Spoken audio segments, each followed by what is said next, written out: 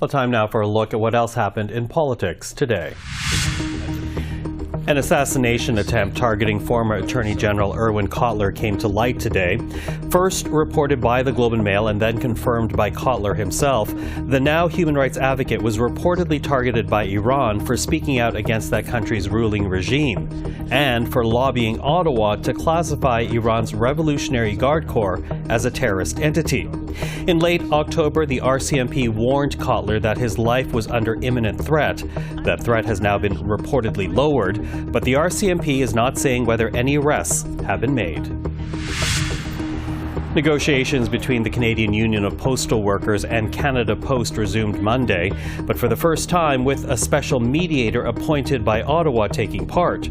Labour Minister Steve McKinnon says he wants to see a deal done at the bargaining table rather than forcing a solution. The strike, which began on Friday, is halting mail and parcel service across the country as the busy holiday season begins. And finally, Prime Minister Justin Trudeau is in Brazil today to start a meeting of the G20 in Rio de Janeiro. This after wrapping up the annual APEC summit over the weekend in Peru. But with both gatherings, discussions were dominated by a leader who wasn't there, Donald Trump.